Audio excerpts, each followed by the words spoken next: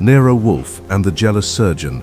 It was a Wednesday in March, and the kind of cold that made you wonder if winter had decided to stick around permanently just to be disagreeable. I was at my desk in the office, typing up a report on a case involving a socialite's missing emerald bracelet, which had turned out to be sitting in her other jewelry box the whole time, when Fritz appeared in the doorway with that particular expression that meant someone interesting had arrived. "Archie," he said quietly, "there is a woman at the door. She is quite distressed." From the hallway came the sound of 6 dogs repositioning themselves. I heard Caesar's low rumble, more inquiry than threat, and the click of Loyal's claws on the marble floor. The Dobermans and the Pitbull had been with us long enough now that they developed a hierarchy for greeting visitors. Caesar assessed, Mars enforced, Apollo scouted, Minerva analyzed, Diana watched the perimeter, and Loyal, well, Loyal had a sixth sense about people that bordered on supernatural. "She seems frightened," Fritz added. "The dogs are uncertain." That got my attention. The dogs were never uncertain. They were either welcoming, neutral, or actively hostile. Uncertainty meant something was off. I stood and walked to the front hall. Through the bulletproof glass panel beside the door, I could see her. Late 30s, expensive coat, gloves clutched in one hand, and the kind of face that belonged in a department store cosmetics advertisement. Blonde hair pinned up, cheekbones that could cut glass, and eyes that were red from crying. Caesar stood at the door, his massive black and tan head tilted slightly. Mars flanked him, alert. Apollo paced behind them, restless. Minerva sat 10 feet back, watching intently. Diana had positioned herself near the stairs, ready to move. Loyal stood beside Fritz, his notched ear twitching, his eyes fixed on the woman. I opened the door. "Good afternoon," I said. "I'm Archie Goodwin. Can I help you?" She stepped inside quickly, as if the cold were chasing her. The dogs didn't growl, but they didn't settle either.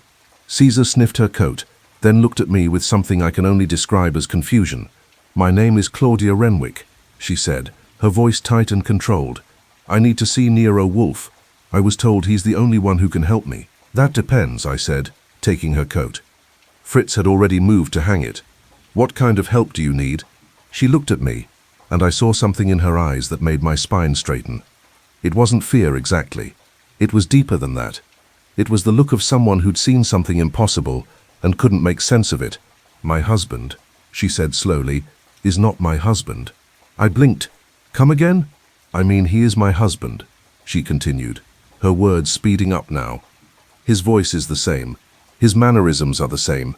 He knows things only my husband would know. But his face, Mr. Goodwin, his face is completely different. He doesn't look like himself anymore, and no one else seems to notice." Behind me, Minerva whined softly. That was new. I gestured toward the office. "You'd better come in and sit down. Mr. Wolfe will be up from the plant rooms in 20 minutes. You can tell me everything while we wait." She followed me into the office, the dogs trailing behind us like a peculiar honor guard. I settled her in the red leather chair and took my position at my desk. Fritz brought coffee without being asked. He had that gift.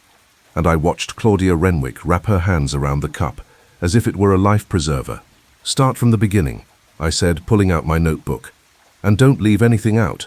She took a breath. "My husband is Dr. Preston Renwick. He's a plastic surgeon, one of the best in New York. We've been married for 8 years. 3 months ago, everything was normal. He went to work, came home, we had dinner. Then he told me he was going to a medical conference in Boston for a week." "When was this?" "December 15th. He left on a Sunday. When he came back the following Saturday, he looked..." She trailed off, staring into her coffee. "Different. Different how?" "His face," she said, her voice dropping to almost a whisper. "It wasn't the same face. His nose was different, straighter, smaller. His cheekbones were higher. His jawline was sharper. His eyes, the shape of them had changed. Even his ears looked different." I kept my expression neutral. "Did you ask him about it?" "Of course I did." The words came out sharp, desperate. He laughed. He said I was imagining things, that he looked exactly the same. He said I must be exhausted, that maybe I should see a doctor. "But Mr. Goodwin, I'm not imagining it. I know my husband's face. I've looked at it every day for 8 years. This is not the same face." "What about other people? What do they say?" Her hands tightened on the cup. "That's the strangest part. No one else sees it. His colleagues at the hospital say he looks fine. His patients don't mention anything. Even his own brother says I'm being ridiculous. But I know what I saw. I know what his face used to look like. I made a few notes. Is your husband particularly skilled at plastic surgery? He's considered one of the top 5 surgeons in the country, she said. He specializes in facial reconstruction. He's worked on burn victims, accident survivors, people who wanted complete facial overhauls. He's brilliant at what he does. And you think he operated on himself? She looked at me directly. I think he changed his own face, but I don't know why. And when I push him on it, he gets angry. Last week, he told me if I didn't stop with this delusion, he'd have me committed. That sent a chill through the room. Even the dogs seemed to sense it. Caesar moved closer to Claudia, his dark eyes studying her face. Has anything else changed? I asked. His behavior, his routine, anything? She hesitated. He's been colder, more distant. We used to talk about everything. Now he barely speaks to me. And there's something else. What? A woman was murdered 3 weeks ago. Dr. Helena Marsh. She was a plastic surgeon too, worked at the same hospital as Preston. They were rivals, professionally speaking. She was brilliant, ambitious, and she'd been beating him for several high-profile cases. The police think it was a robbery gone wrong. She was found in her office, strangled, but Preston... She stopped, her voice catching. Go on. Preston was obsessed with her. Not romantically, I don't think. But he hated that she was better than him.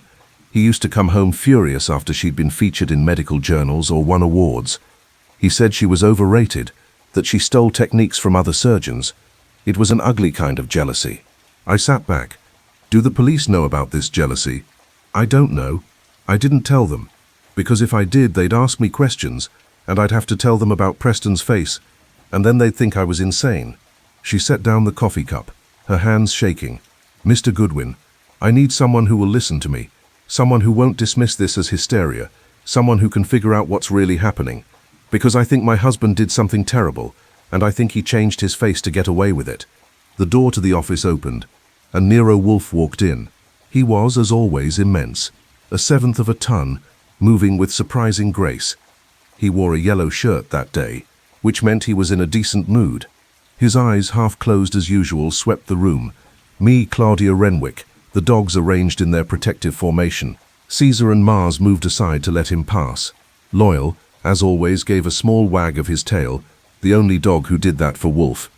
Wolfe nodded slightly in acknowledgement, then settled himself behind his desk with a sigh that suggested the world was full of inconveniences. Archie, he said, not looking at our guest. Who is this? Mrs. Claudia Renwick, I said. She has a problem involving her husband, a plastic surgeon, a murder, and a face that isn't what it used to be. Wolfe's eyes opened a fraction wider. He looked at Claudia for the first time, studying her with the intensity he usually reserved for orchids or particularly interesting cuts of beef. Madam, he said, I am not a psychiatrist. I don't need a psychiatrist, Claudia said, her voice steady now. I need a detective, and I'm willing to pay whatever your fee is. Wolfe grunted.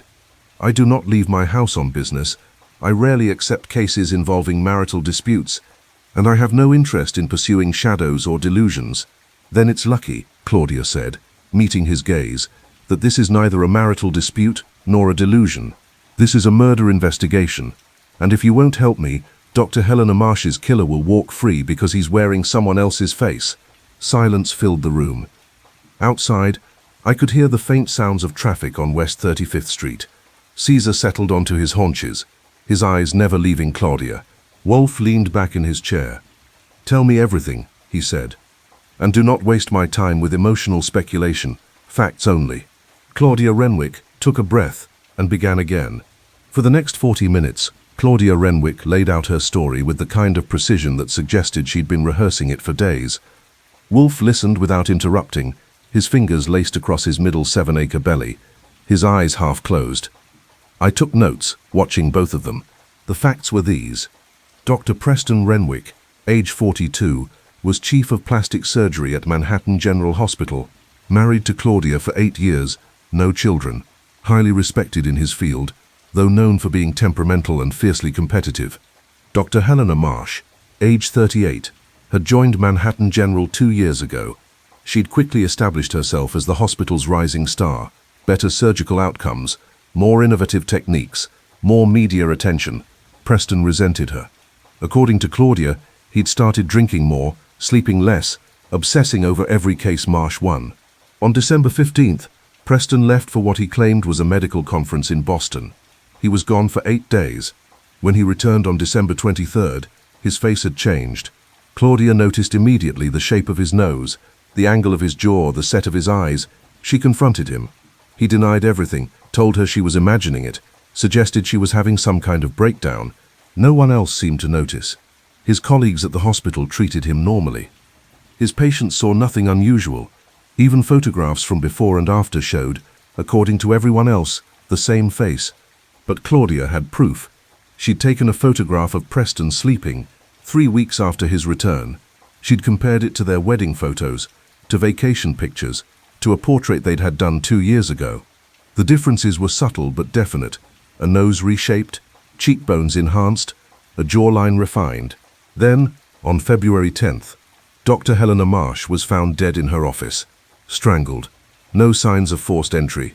Nothing stolen except, curiously, her medical files. Specifically, files related to several recent reconstructive surgeries. The police had investigated. They'd found no clear suspects. Preston had an alibi. He'd been at a dinner party with 6 witnesses, including Claudia herself. He couldn't have killed her. Except Claudia no longer believed the man at that dinner party was really her husband. When she finished, Wolfe opened his eyes fully and looked at her. "You are suggesting," he said, "that your husband murdered Dr. Marsh, then used his surgical skills to alter his own face so thoroughly that he could walk past his own wife without being recognized as a murderer." "Yes," Claudia said simply. "And yet you recognize him." "I recognize his voice, his mannerisms, the way he holds his coffee cup, the way he clears his throat before speaking. But his face, Mr. Wolfe, I've studied that face for weeks now. It's not the same face I married." Wolfe closed his eyes again. "This is absurd." "Is it?" Claudia leaned forward. "He's one of the best plastic surgeons in the country. He knows how to reshape bone, reconstruct cartilage, alter every feature of a human face. If anyone could change their own appearance, it would be him. The pain alone would be extraordinary. He has access to painkillers, and he's arrogant enough to think he could do it." Wolfe grunted. Motive, jealousy, professional rivalry. Helena Marsh was destroying his reputation simply by being better than him. He couldn't stand it. And the face change? To avoid suspicion.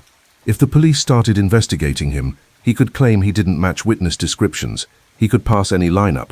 He could be standing right in front of someone who saw him commit murder, and they wouldn't recognize him. I had to admit, as crazy as it sounded, there was a certain terrible logic to it. Wolfe sat in silence for a long moment. Then he shook his head. "No," he said, "I will not take this case." Claudia's face went pale. "But you bring me speculation, not evidence," Wolfe said flatly. "You bring me your suspicions about your husband's face, which no one else corroborates. You bring me a murder with an airtight alibi and no connection to your husband beyond professional rivalry. This is not a case. This is paranoia." "It's not paranoia." Claudia stood, her voice rising. "I know what I saw. I know my husband's face changed. And I feel it in my bones, that he killed Helena Marsh. Feeling," Wolfe said coldly, "is not fact." "Then find the facts." She was shaking now, fury and desperation mixed together. "Investigate him. Question his colleagues. Look at his medical records, his surgical logs, his alibis. Something doesn't add up. I know it doesn't. And if you won't help me, then Dr. Marsh's death goes unpunished, and I'm left living with a stranger who might decide I know too much." That last part hung in the air like smoke. Wolfe's eyes opened. He studied her for a long moment. "You believe," he said slowly, "that you are in danger." "I believe," Claudia said, "that my husband is capable of murder. And I believe he's smart enough to realize that I'm the only person who knows his face has changed. If he thinks I'm going to expose him, what do you think he'll do?" Wolfe sighed, a deep rumbling sound like distant thunder. He looked at me. "Archie, what is your impression?" I closed my notebook. "She's either telling the truth, or she's the best actress I've ever seen. And I've seen a lot of actresses. The dogs are uncertain," Wolfe observed. I glanced at Caesar. who was still watching Claudia with that puzzled intensity. They are, which is unusual. They're good at reading people. If she were lying outright, they'd know. But they're confused, like they can't quite figure her out. Perhaps, Wolfe said, because she herself is confused. Or, I countered, because what she's describing is so unusual that even the dogs don't know what to make of it. Wolfe grunted. He was silent for another long moment. Then reluctantly he nodded. Very well, he said. I will investigate. Not because I believe your theory, Mrs. Renwick, but because there are enough inconsistencies to warrant examination. My fee is $10,000, Claudia interrupted. I know. I've brought a check. She pulled an envelope from her purse and laid it on Wolfe's desk. He didn't touch it, but his eyes flicked to it briefly. Archie will begin inquiries tomorrow, Wolfe said. You will provide him with all relevant information, your husband's work address, his colleagues' names, his schedule, and copies of any photographs you have before and after this alleged change. Thank you, Claudia said, relief flooding her face. Do not thank me yet, Wolfe said. I may well conclude that you are mistaken and your husband is innocent. If that occurs, I will tell you so, and you will accept my judgment. I will, Claudia said, but I don't think you'll find him innocent, Mr. Wolfe. I think you'll find something much worse. She left 20 minutes later, after giving me enough information to start digging. Fritz showed her out. The dogs followed her to the door, still uncertain, still watchful. When she was gone, I looked at Wolfe. You think she's crazy? I said. I think, Wolfe said, opening a book on his desk, that the human mind is capable of extraordinary self-deception. But I also think that jealousy is one of the most powerful and destructive emotions in existence. If this Dr. Renwick is indeed consumed by it, he is capable of almost anything, including changing his own face, including, Wolfe said, murder. The next morning was Thursday, cold, grey and wet with the kind of rain that makes you question every decision that led to you standing outside in it. I was at Manhattan General Hospital by 9 o'clock, wearing my second-best suit and the expression of a man with legitimate business. The hospital was one of those massive stone buildings that looked like it had been there since the city was founded. Inside, it smelled of antiseptic, floor wax, and the particular kind of anxiety that comes from too many people waiting for news they don't want to hear. I found the plastic surgery wing on the 4th floor. The waiting room was surprisingly posh. Leather chairs, tasteful artwork, and a receptionist who looked like she'd stepped out of a fashion magazine. Her nameplate read, Miss Judith Carver. Good morning, I said, giving her my most charming smile. I'm here to see Dr. Preston Renwick. She glanced at an appointment book. Do you have an appointment, Mr. Goodwin? Archie Goodwin. And no, I don't have an appointment. I'm here on behalf of a potential patient who's considering Dr. Renwick for reconstructive work. I was hoping I could speak with him briefly, just to get a sense of his approach. It was a thin story, but it was early, and I was counting on her not being awake enough to question it. She frowned slightly.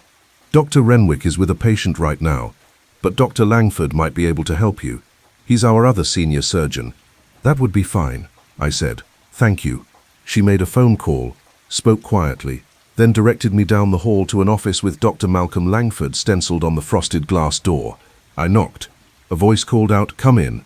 Dr. Malcolm Langford was a tall, lean man in his mid-50s, with grey hair, sharp eyes behind wire-rimmed glasses, and the kind of hands that looked like they could do surgery or play concert piano with equal skill. He stood when I entered, gesturing to a chair. "Mr. Goodwin, is it?" he said. "Judith said you have questions about reconstructive surgery." "Actually," I said, sitting down, "I'm here on behalf of Nero Wolfe. We're conducting a private investigation related to the death of Dr. Helena Marsh." His expression changed immediately. Surprise, wariness, and something else I couldn't quite identify.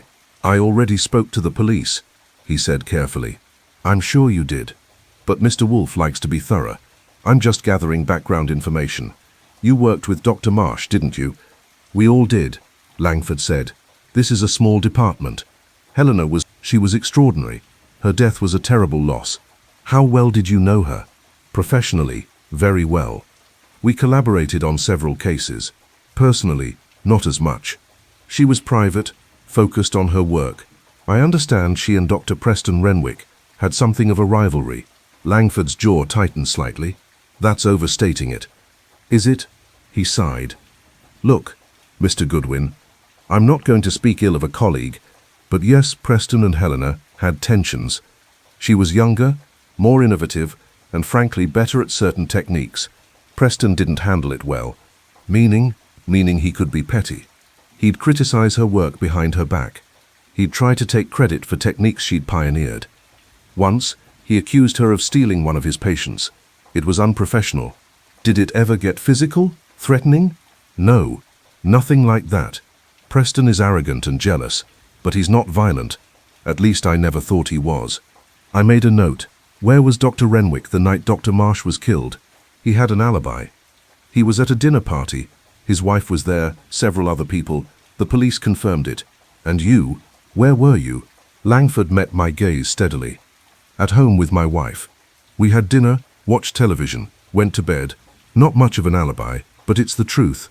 Have you noticed anything unusual about Dr. Renwick since Dr. Marsh's death? Unusual how? Anything. Changes in behavior, changes in appearance. Langford frowned. Now that you mention it, he's been different, quieter, more withdrawn, less of the usual bluster. But I assumed that was just the shock of Helena's death. We're all struggling with it. What about his face? That got a reaction. Langford stared at me. His face? Has it changed at all? Even subtly? Changed? No, of course not. What kind of question is that? The kind I'm paid to ask, I said. Is there any way Dr. Renwick could have performed surgery on himself? Langford let out a short laugh. Theoretically, maybe minor work, a small nose adjustment perhaps, but major reconstructive surgery on yourself. That's absurd. The pain alone would be unbearable. The risk of infection, nerve damage, complications, no surgeon in their right mind would attempt it. What if the surgeon wasn't in their right mind? Langford's smile faded. You think Preston did something to himself? I'm asking if it's possible. He thought about it. His expression troubled. I suppose if someone were desperate enough, skilled enough, and had access to the right equipment and medication, it's theoretically possible. But Mr. Goodwin, why would anyone do that? That, I said, standing, is what I'm trying to figure out. Thank you for your time, Dr. Langford. He walked me to the door, then hesitated. Mr. Goodwin, if you're suggesting Preston had something to do with Helena's death, I'm not suggesting anything, I said. I'm just asking questions. Well, for what it's worth, I don't think he's capable of murder. Jealousy, yes. Pettiness, absolutely. But murder, no. I thanked him again and left. But as I walked back down the hallway, I couldn't shake the feeling that Langford was trying to convince himself as much as me. I was almost to the elevator when I saw him. Dr. Preston Renwick. He was coming out of an examination room, speaking with a nurse. I got a good look at him. Average height, slim build, dark hair going grey at the temples. His face was handsome in a refined way, straight nose, defined cheekbones, strong jaw. He looked like a plastic surgeon, if that makes sense. Like someone who'd spent time thinking about aesthetics. But here's the thing. I'd seen the wedding photos Claudia had brought. I'd studied them carefully. This man looked similar to the Preston Renwick in those photos. Very similar, but something was off. The proportions were slightly different. The nose was a touch straighter, the jaw a fraction sharper. It was subtle, so subtle that if you weren't looking for it, you'd never notice. But I was looking for it, and I noticed. I didn't approach Dr. Renwick. Instead, I watched him finish his conversation with the nurse, then disappear into another examination room. I waited until the nurse was alone, then followed her to the nurse's station. She was young, maybe 25, with dark hair pulled back in a bun and tired eyes. Her name tag read, Nurse Beatrice Walcott. Excuse me, I said, approaching carefully. I'm Archie Goodwin. I'm working with Nero Wolfe on the Helena Marsh investigation. She looked up, startled. The detective? That's right. Do you have a few minutes to talk? She glanced around nervously. I'm on duty. It won't take long, and it might help find Dr. Marsh's killer. That got her. She nodded and led me to a small break room down the hall. We sat at a table littered with coffee cups and medical journals. I already talked to the police, she said. I know. But sometimes people remember things later, or notice details they didn't think were important at the time. She twisted her hands together. Dr. Marsh was wonderful. Everyone loved her. She was kind to the nurses, which not all doctors are. She remembered our names, asked about our families. When she died, we were all devastated. Did you notice any problems between Dr. Marsh and Dr. Renwick? Beatrice hesitated. They didn't get along. Dr. Renwick was jealous. It was obvious. Whenever Dr. Marsh got recognition or praise, he'd make snide comments. Once I heard him tell another doctor that Dr. Marsh only got ahead because she was attractive, not because she was talented. It was ugly. Did Dr. Marsh respond? She ignored him mostly, but you could tell it bothered her. Once she told me she wished Preston would just accept that some people are better at certain things. She said jealousy was like poison. It destroyed the person who felt it more than anyone else. I filed that away. Nurse Wolcott, I need to ask you something unusual. Have you noticed anything different about Dr. Renwick lately? Anything at all? She frowned. Different how? His appearance, his behavior, anything. She thought about it. He's been quieter since Dr. Marsh died. Less arrogant, almost subdued. And she stopped. And what? This is going to sound strange. Try me. I've worked with Dr. Renwick for 3 years, she said slowly. I know his face. I see it every day. About 2 months ago, right around Christmas, I came back from vacation and saw him in the hallway. For just a second, I swear, just 1 second, I didn't recognize him. My pulse quickened. Go on. It was the strangest thing. He looked like Dr. Renwick, but also not quite like him. Like someone had made a very good copy, but gotten the details slightly wrong. Then he spoke, and I recognized his voice, and I thought I must have been confused. I told myself I was just tired from traveling. But you weren't tired, were you? She met my eyes. No, I don't think I was. I think something about his face changed. Nothing huge, just subtle things. The shape of his nose, the angle of his jaw, little things that you wouldn't notice unless you'd been looking at his face for years. Did you mention this to anyone? I tried to bring it up with another nurse, but she looked at me like I was crazy. She said Dr. Renwick looked exactly the same, so I dropped it. But Mr. Goodwin, she leaned forward. I'm not imagining it. Something changed. I don't know what or how, but something definitely changed. I pulled out my notebook. Would you be willing to swear to that? Officially? She paled. You won't. But if Dr. Renwick is involved in Dr. Marsh's death, your testimony could be crucial. She was quiet for a long moment. Then she nodded. Yes, I'll swear to it, because Dr. Marsh deserves justice.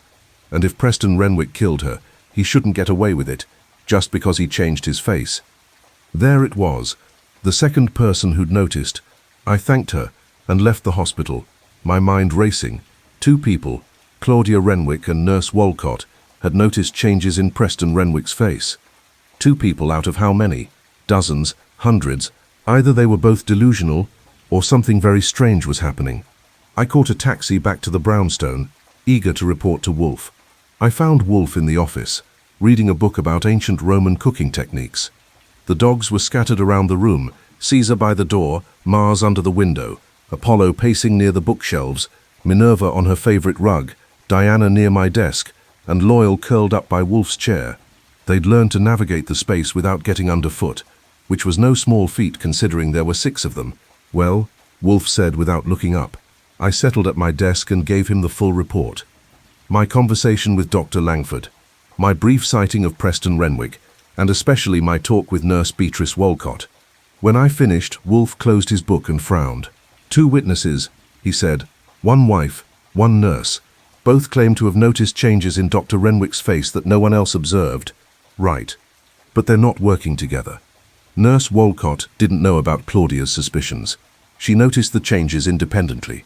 Or, Wolfe said, they're both suffering from the same psychological phenomenon, pareidolia, the human tendency to see patterns that don't exist. That's a stretch. Besides, I saw him too. And Wolfe, there's something off. Subtle, but off. You saw what you expected to see, Wolfe countered. Claudia Renwick planted the suggestion in your mind, and your brain obliged by finding differences. I shook my head. I don't buy it. I've been in this business long enough to know the difference between suggestion and observation. Wolfe grunted. What about the alibi? Airtight, according to everyone. Preston Renwick was at a dinner party the night Helena Marsh was killed. 6 witnesses, including his wife. He couldn't have done it. Unless, Wolfe said slowly, the man at the dinner party was not actually Preston Renwick. I stared at him. You think he had someone impersonate him? I think nothing yet. But if Dr. Renwick is capable of altering his own face, perhaps he's also capable of altering someone else's to resemble his original appearance.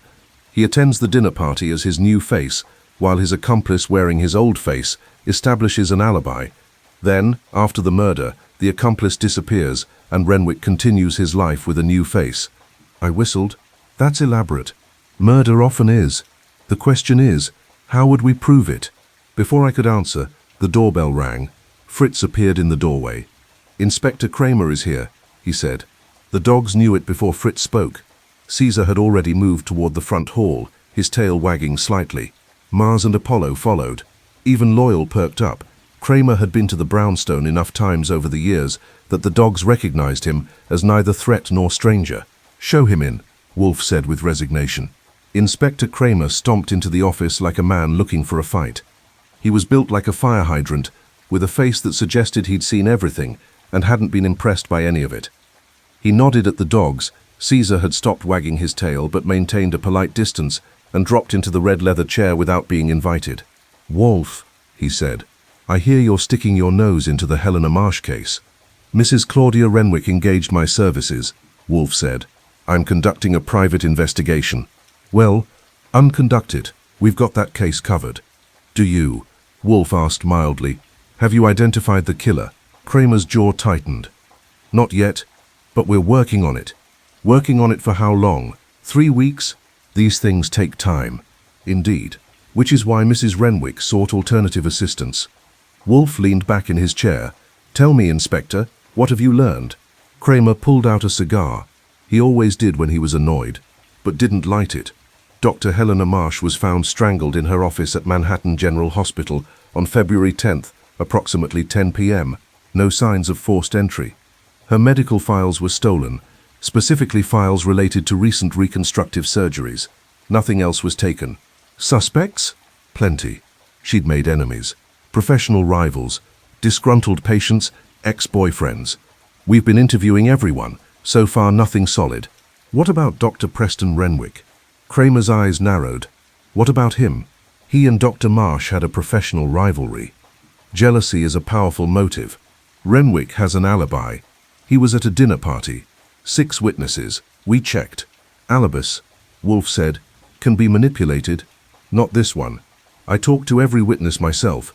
They all confirmed Renwick was there the whole evening. He didn't leave, didn't make any suspicious phone calls, didn't act nervous. He was clean. What about his wife? I asked. Was she one of the witnesses?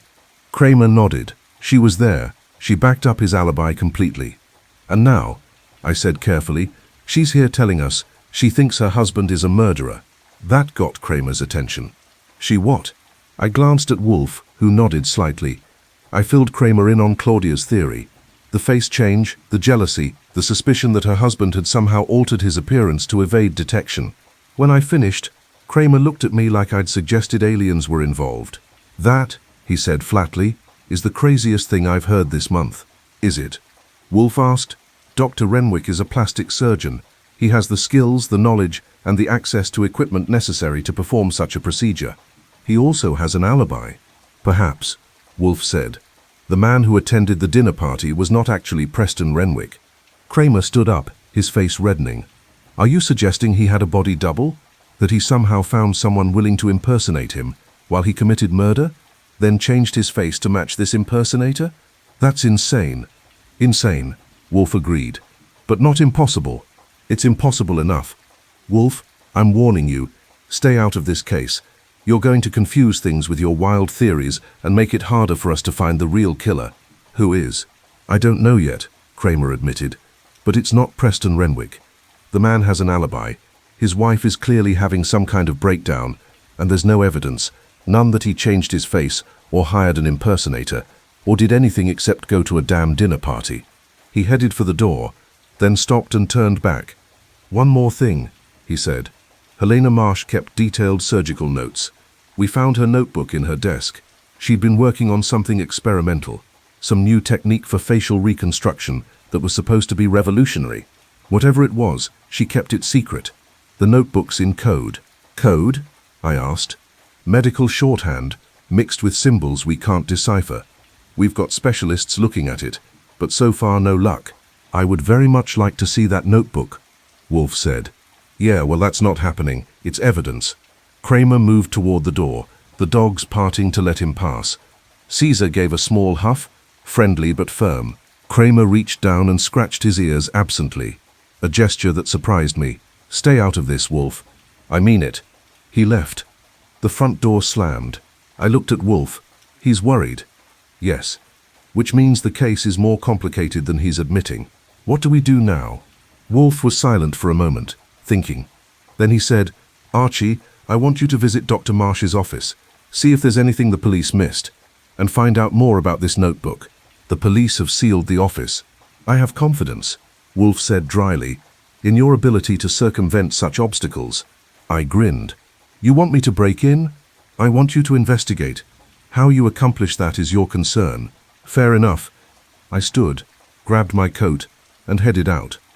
Behind me, I heard Loyal's claws clicking on the floor as he followed me to the door, then stopped. His job was to stay and guard the brownstone. Some mysteries, I thought, required leaving the fortress. Breaking into Dr. Helena Marsh's office wasn't as difficult as it should have been.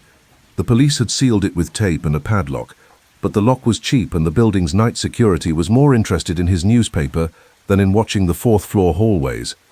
I waited until 10 p.m., roughly the same time Marsh had been killed, and took the service elevator up. The plastic surgery wing was dark, quiet, and filled with that particular emptiness that comes from a place that should be busy but isn't. Dr. Marsh's office was at the end of the hall. The police tape looked official and intimidating, but the lock yielded to my picks in under a minute. I slipped inside and closed the door behind me. The office was surprisingly modest.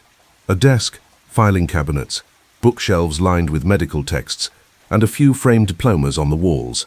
No personal photographs, no decorative touches, just the workspace of someone who'd been devoted entirely to their profession. I turned on my flashlight and started searching. The desk drawers had been emptied. The police had taken everything.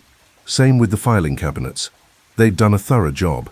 But Wolfe had trained me to look for what investigators miss, and after 20 minutes of careful searching, I found something. Behind one of the framed diplomas, tucked into the space between the frame backing and the wall, was a small key. I pocketed it and kept looking. The bookshelves held the usual collection of medical textbooks and journals, but one book stood out, a leather-bound volume with no title on the spine. I pulled it out and opened it. It was a journal. Handwritten notes, sketches, diagrams, all related to facial reconstruction techniques. This must have been Marsh's personal research separate from her official files. I flipped through the pages. Most of it was technical medical information that meant nothing to me, but near the end I found something interesting. A sketch of a man's face, front view and profile. Next to it, notes in Marsh's precise handwriting. Subject: expressed extreme jealousy toward colleague. Psychological assessment suggests narcissistic personality with obsessive tendencies. Recommended therapy refused. Patient insisted on proceeding with full facial reconstruction despite warnings about psychological risks. Concern: patient may be attempting to escape consequences of planned violence rather than address underlying pathology. Below that, patients requested changes: nose refinement, reduced bridge by 3 mm, narrow nostrils, cheekbone enhancement, augment zygomatic arch, jawline definition, mandible contouring, subtle eye reshaping, canthoplasty. Goal: maintain overall similarity while altering recognition patterns. Estimated recovery: 6 to 8 weeks with proper medication. And at the bottom, in different ink, added later: patient cancelled final consultation. Reason given: found alternative arrangement. Concern level high. No name, no date. But the implications were clear. Helena Marsh had consulted with someone who wanted to change their face for what she suspected were sinister reasons. She'd been worried enough to document it separately from her official files. Had that someone been Preston Renwick? I photographed every page of the journal with the small camera I'd brought, then replaced the book exactly where I'd found it. Then I tried the key I'd discovered. It didn't fit any of the obvious locks in the office, but there was a small wooden cabinet in the corner that I'd initially overlooked. The key fit perfectly. Inside was a metal lockbox. Inside the lockbox was a notebook, the one Kramer had mentioned, the one written in code. I stared at it. Taking it would be theft of evidence and would definitely get me arrested if Kramer found out. But leaving it meant potentially losing crucial information. I compromised. I photographed every page, put the notebook back, locked the box, locked the cabinet, and left everything exactly as I'd found it. On my way out, I nearly ran into someone. A man was standing in the hallway near the nurse's station. Medium height, dark coat, his face obscured by shadows. When he saw me, he turned and walked quickly toward the stairs. I followed. He was fast, but I was faster. I caught up to him on the landing between the third and second floors and grabbed his arm. "Hold it," I said. "Who are you?" He yanked free and spun to face me. The stairwell's dim light caught his face, and I got a good look. It was Dr. Preston Renwick. But something was wrong. His face was flushed, sweating. His eyes were wide, almost panicked. And now that I was close to him, I could really see the subtle differences Claudia had described. The nose was straighter, the jaw sharper, the cheekbones more pronounced. "What are you doing here?" I demanded. "I could ask you the same thing," he shot back. His voice was strained, tight with tension. "This floor is restricted. I'm investigating Helena Marsh's murder." "So am I," he said. "Someone has to find out who killed her. The police are handling it." "The police are idiots." He started down the stairs again. "Excuse me." I blocked his path. "Not so fast. Why are you really here?" He met my eyes, and for just a second, I saw something there. Fear, guilt, or maybe just exhaustion. It was hard to tell. "Because," he said quietly, "Helena Marsh was trying to help me, and now she's dead, and I think it's my fault." Before I could respond, he pushed past me and ran down the stairs. By the time I followed, he was gone, out a side exit, and into the night. I stood in the empty stairwell, my heart pounding, thinking about what he'd said. Helena Marsh was trying to help me. Help him with what? I made my way back to the brownstone, my mind full of questions. Wolfe was still awake when I got back, sitting in the office with a book and a bottle of beer. The dogs were drowsy but alert. Caesar lifted his head when I entered, then settled back down when he recognized me. I dropped the photographs on Wolfe's desk, the pages from Marsh's journal and the coded notebook. "Got something," I said. Wolfe examined the images with his usual meticulous attention. When he reached the journal entry about the unnamed patient seeking facial reconstruction, his eyebrows rose slightly. "Interesting," he said. "That's one word for it. The patient cancelled their final consultation and found alternative arrangement. What do you think that means?" "It means," Wolfe said, "that someone helped this patient alter their face outside official channels. Likely another surgeon. Or perhaps the patient performed the surgery themselves.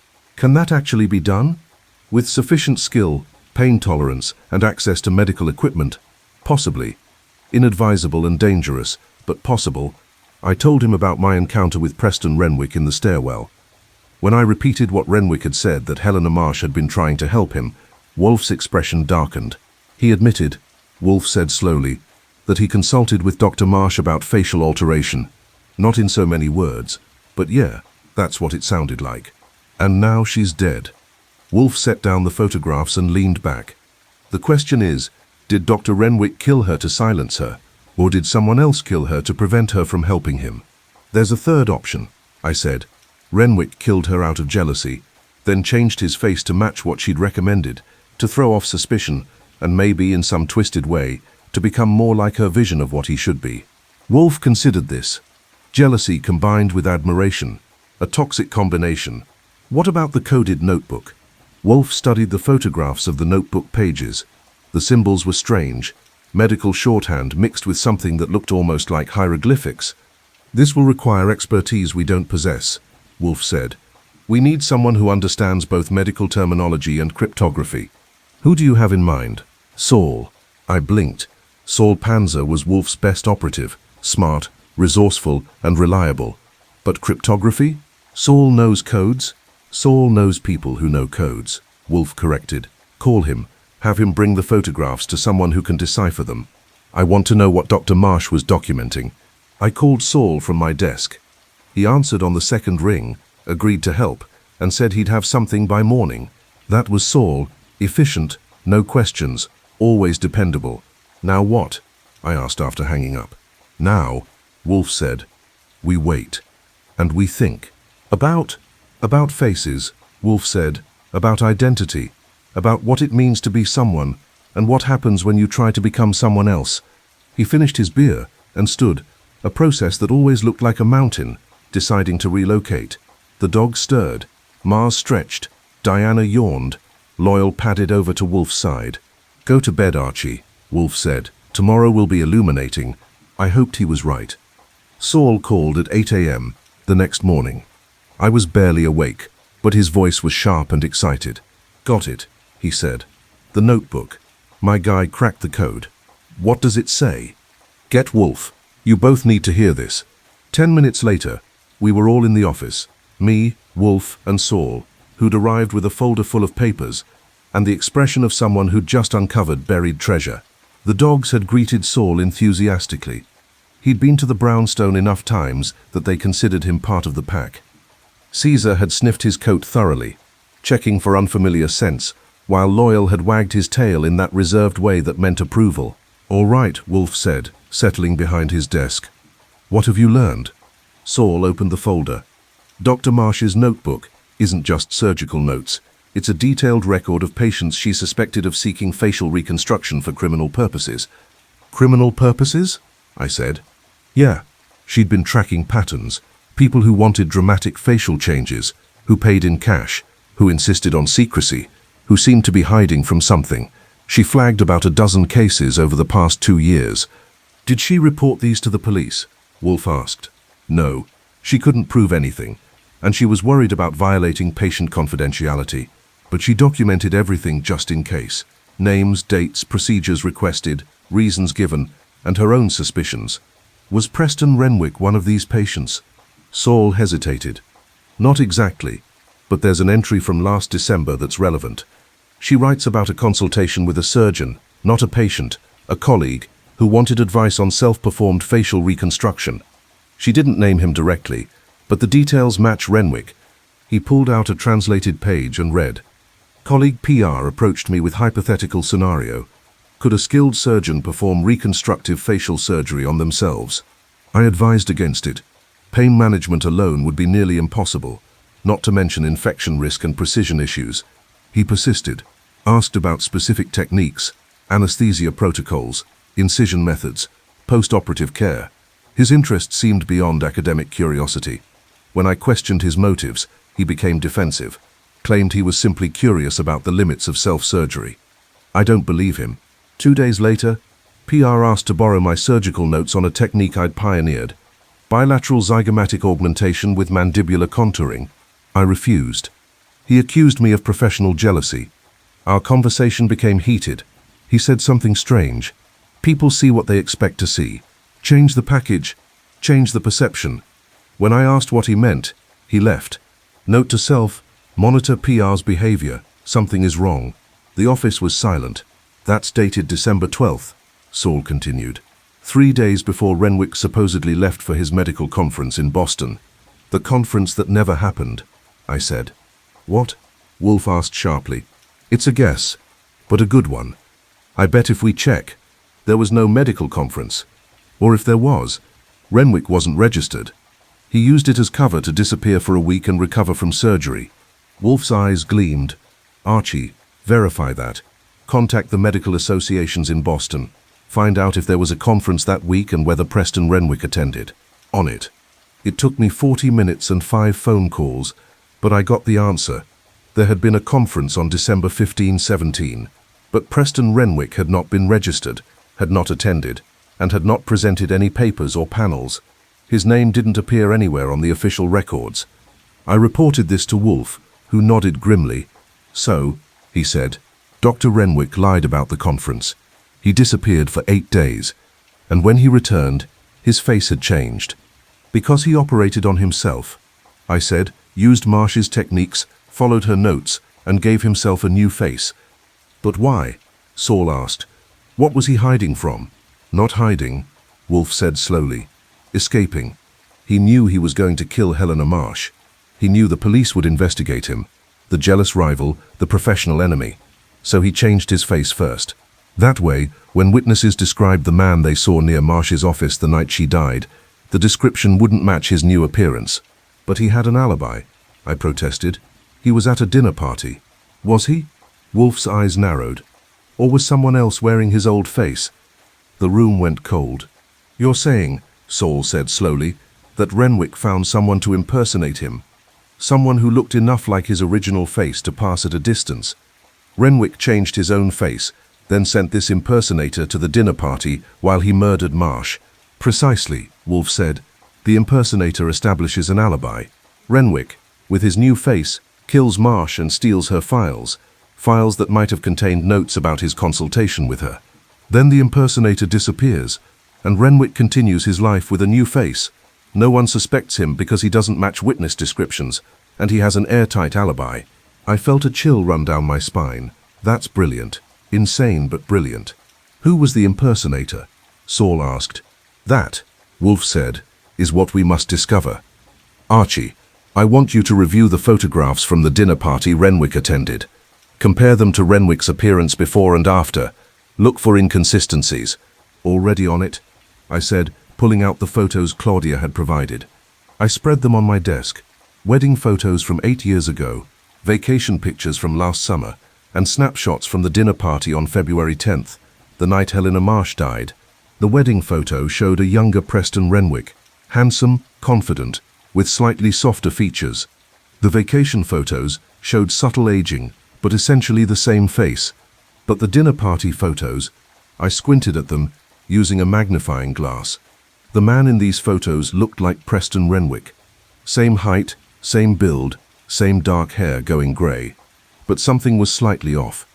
The face was similar but not quite right, like a copy that was almost perfect but missed some crucial detail. The dinner party, Renwick is a fake, I said. I'm sure of it.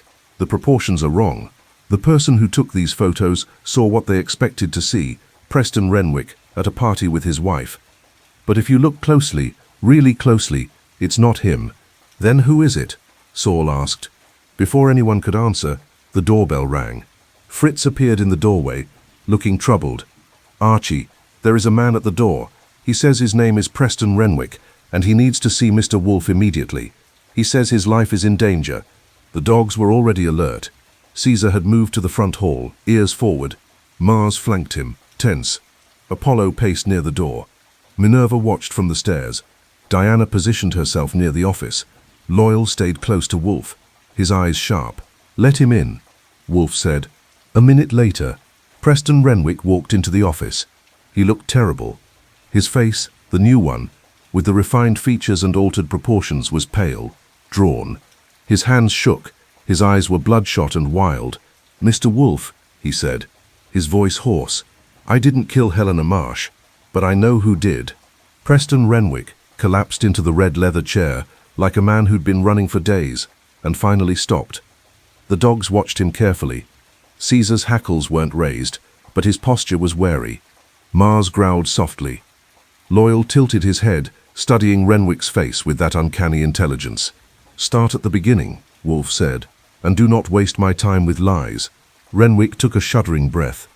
I was jealous of Helena Marsh. God help me, I was consumed by it. She was younger, more talented, more innovative. Every time she succeeded, I felt like I was failing. It was irrational and ugly, and I knew it, but I couldn't stop. So you consulted with her, Wolfe said, about changing your face. Renwick's head snapped up. How do you? He stopped, then let out a bitter laugh. Of course, you found her notes. Among other things, continue. I went to her last December. I told her I wanted to explore the theoretical limits of self-performed surgery. She saw right through me. She asked if I was planning to hurt someone, to run from something. I denied it, but she didn't believe me. Were you planning to hurt her? No. The word came out fierce, desperate. I wanted to hurt myself. Don't you understand? I wanted to be someone else, someone who wasn't constantly comparing himself to Helena Marsh, someone who wasn't eaten alive by jealousy. I thought if I changed my face, I could become a different person, escape my own nature. That, Wolfe said dryly, is psychologically naive. I know that now. But at the time, I was desperate. Helena refused to help me. She said I needed therapy, not surgery, so I decided to do it myself. How? I stole her notes. I waited until she was out of the office and copied her surgical files, specifically her research on facial reconstruction techniques. Then I went home and planned it out. I took a week off, told everyone I was going to a conference, and locked myself in my basement. I felt sick. You operated on your own face? Yes. Renwick's voice was flat, emotionless. I used local anesthesia, nerve blocks, painkillers. I set up mirrors, surgical tools, everything I needed. It took 8 days. The pain was indescribable, but I did it. I reshaped my nose, augmented my cheekbones, contoured my jaw. When I was done, I looked similar to my old self, but different enough that people wouldn't quite recognize me. And then, Wolfe prompted, and then I came home. My wife noticed immediately. She kept saying I looked different, but everyone else, colleagues, friends, patients, saw what they expected to see. A man who'd been away for a week, maybe a little tired, but essentially the same. People don't look closely at faces they know. They see the general impression, not the details. Except your wife, I said. Except Claudia, Renwick agreed. She knew. She always knew. What happened the night Helena Marsh died? Wolfe asked. Renwick's face crumpled. I was at a dinner party. A legitimate alibi with 6 witnesses. I didn't kill her.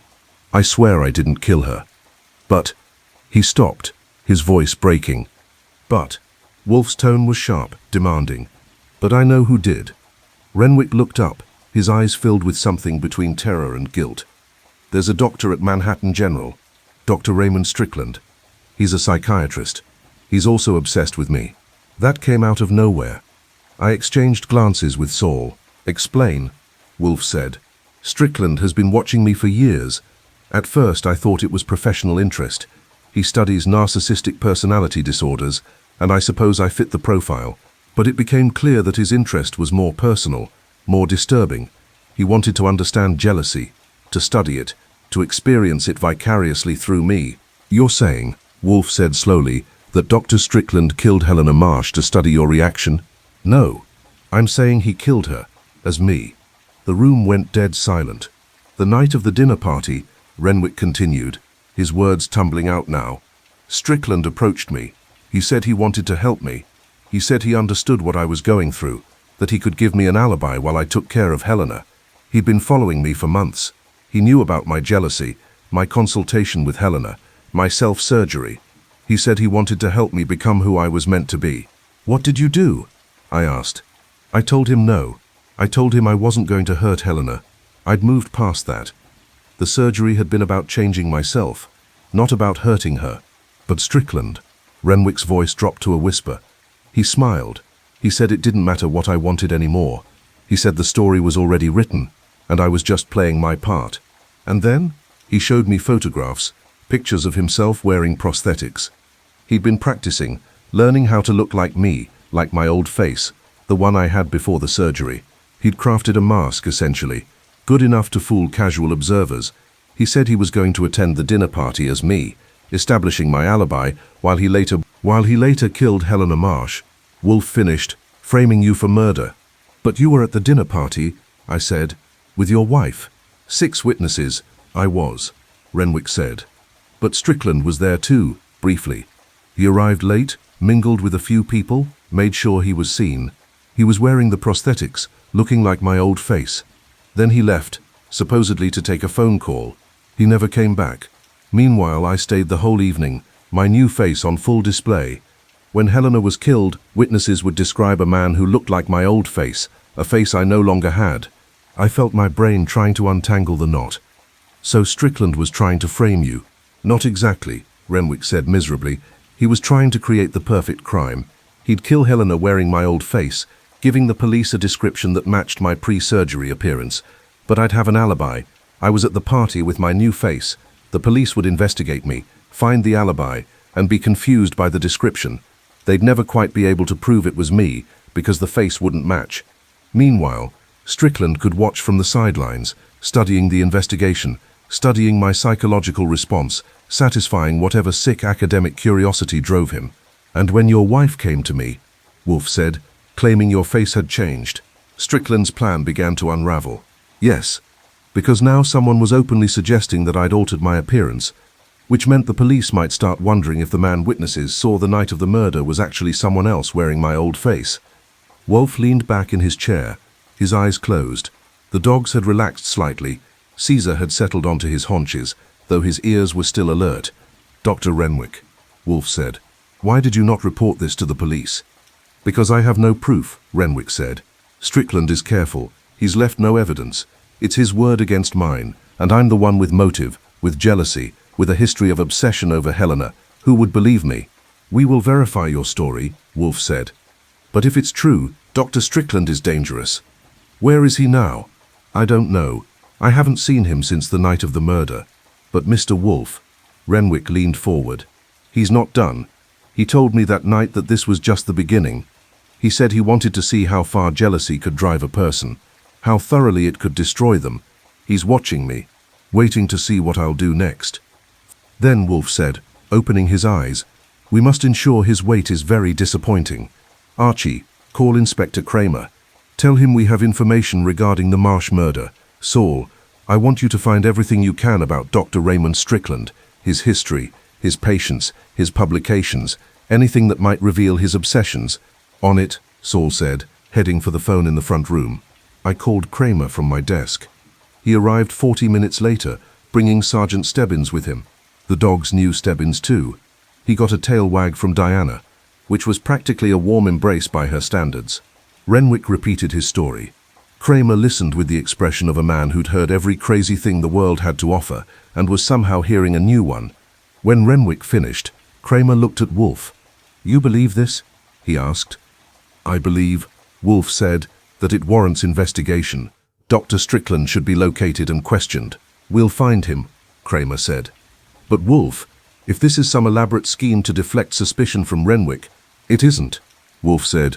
Dr. Renwick is guilty of vanity, jealousy, and spectacularly poor judgment. But he is not a murderer. Kramer grunted. We'll see.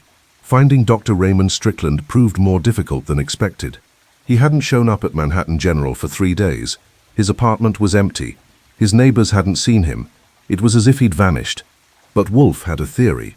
He's watching, Wolfe said that evening, after Kramer and Stebbins had left. He wants to see how his experiment unfolds, which means he's still in New York, somewhere he can observe Dr. Renwick. How do we find him? I asked. We don't. We make him come to us. How? Wolfe smiled slightly. We give him what he wants. Drama, confrontation, resolution. We stage a performance, and he won't be able to resist attending. The plan was simple but effective. Wolfe arranged for a meeting at the brownstone. Everyone involved in the case would be present. Preston and Claudia Renwick, Dr. Malcolm Langford, Nurse Beatrice Walcott, Inspector Kramer, and a few others who'd been tangentially involved. We spread the word through carefully selected channels, making sure it would reach Strickland's ears if he was indeed watching. The meeting was scheduled for Friday evening at 9 o'clock. Friday arrived cold and clear. By 8:30, the office was full of people. Preston and Claudia Renwick sat together, not touching but not estranged either. Dr. Langford stood near the bookcase, looking uncomfortable. Nurse Walcott perched on a chair near the door. Kramer and Stebbins lurked near the wall. The dogs were restless. Caesar paced near the front hall. Mars watched the windows. Apollo kept circling the room. Minerva positioned herself where she could see both the office door and the front entrance. Diana stayed near the stairs. Loyal remained by Wolfe's chair, his ears swiveling toward every sound. He's here, I muttered to Wolfe. The dogs know. Patience, Wolfe said. At 9 o'clock exactly, the doorbell rang. Fritz opened it, and Dr. Raymond Strickland walked in. He was tall, thin, with graying hair and the kind of face that suggested intelligence and cruelty in equal measure. He wore a dark coat and carried himself with absolute confidence. Good evening, he said pleasantly, as if he'd been invited. I understand there's a meeting. The dogs reacted instantly. Caesar's hackles rose. Mars growled low in his throat. Apollo barked once, sharp and aggressive. Minerva and Diana moved to flank the entrance. Loyal's lips pulled back, showing teeth. They knew he was wrong, dangerous, evil. Dr. Strickland, Wolfe said from his desk. "How good of you to join us." Strickland walked into the office, ignoring the dog's hostility. He surveyed the room with interest, his gaze lingering on Preston Renwick. "Preston," he said warmly, "you're looking well. The new face suits you." Renwick said nothing, his jaw tight. "Dr. Strickland," Wolfe continued, "you have been invited here to discuss the murder of Dr. Helena Marsh." "Have I?" Strickland smiled. "I thought I invited myself. But yes, let's discuss it. A fascinating case. Jealousy, obsession, identity, all the elements of a perfect psychological study. You killed her," Kramer said flatly. "Did I?" Strickland looked genuinely amused. "Do you have proof, Inspector?" "We have Dr. Renwick's testimony. The testimony of a jealous man who changed his own face to escape his nature. I'm sure that will hold up well in court." Strickland moved toward the center of the room, his movements calm and controlled. "No, Inspector, I'm afraid you'll find this case rather difficult to prosecute. There are no witnesses, no evidence, and quite a substantial alibi problem." "Because you impersonated Dr. Renwick," I said. "Did I? Or did Preston impersonate himself after changing his face?" "It's quite a puzzle, isn't it?" "You wore prosthetics," Wolfe said. "You crafted a mask to look like Dr. Renwick's original face. You attended the dinner party briefly, establishing that face in witnesses' memories. Then you went to Dr. Marsh's office, killed her, and stole her files. When witnesses described the man they saw, the description matched Dr. Renwick's old face, a face he no longer had. Meanwhile, the real Dr. Renwick remained at the dinner party with his new face, creating an impossible paradox." Strickland clapped slowly. "Brilliant, Mr. Wolfe. You've deduced the mechanism, but can you prove it?" "The prosthetics?" Wolfe asked. "Destroyed. The files you stole. Gone. Your motive? Academic curiosity. I wanted to see how jealousy could drive a man to self-destruction. Preston was the perfect subject, talented but insecure, competitive but fragile. I simply provided the catalyst." "You murdered an innocent woman," Claudia said, her voice shaking, "as an experiment." "I murdered no one," Strickland said calmly. "I simply arranged circumstances. Preston's jealousy, his decision to change his face, his guilt, those were his choices. I was merely an observer. An observer who strangled a woman," Kramer said, moving closer. "Prove it," Strickland challenged. That's when Wolfe sprung his trap. "I don't need to prove you killed her," Wolfe said. "I only need to prove you were there, which I can." Strickland's smile faltered slightly. "How?" "The dogs," Wolfe said simply. Strickland looked at the 6 dogs arrayed around the room. "You're joking." "I am not. These dogs were trained by Cyrus Levitt, one of the finest breeders and investigators in the country. They can detect guilt, fear, deception. More importantly, they have eidetic scent memory. They never forget a scent they've encountered. So, Wolfe continued, on the night Dr. Marsh was murdered, her office was examined by these dogs. Inspector Kramer was skeptical about using them, but I convinced him to allow a private sweep before the official investigation. The dogs detected several scents, Dr. Marsh's obviously, but also others. One scent was particularly strong near the body. The dogs remember it. I had no idea if this was true, but Wolfe's face was utterly convincing. "The dogs," Wolfe said, "have been sitting in this room with you for 10 minutes. If they recognize your scent as the one they detected at the murder scene, they will react. Shall we see?" Wolfe looked at Caesar. "Caesar," he said quietly, "do you know this man?" Caesar stood. He walked towards Strickland slowly, deliberately. Mars followed, then Apollo, then Minerva, Diana, and finally Loyal. They formed a semicircle around Strickland, their eyes fixed on him, their bodies tense. And then, together, they began to growl. It was a low, unified sound that seemed to come from the earth itself. 6 dogs, all trained to detect guilt, all recognizing the scent of murder. Strickland's face went white. "This is absurd," he said, but his voice was strained. "Dogs can't testify." "They can't," Wolfe agreed, "but they can identify. And once the police know you were in Dr. Marsh's office the night she died, they'll find evidence. A hair, a fiber, a fingerprint. You were careful, but no one is perfect." Strickland looked at Kramer. "You can't arrest me based on dogs."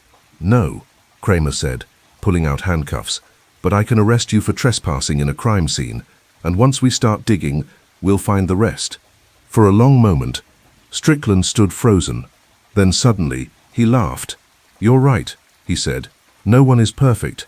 I underestimated the human attachment to justice, and I overestimated my own cleverness. A psychiatrist should know better than to believe he's above human weakness."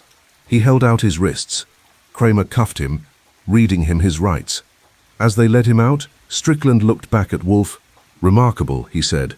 "A true intellectual performance. I'm almost honored to have lost to you." "You didn't lose to me," Wolfe said. "You lost to your own arrogance. That, Dr. Strickland, is the nature of jealousy. It always destroys the person who harbors it."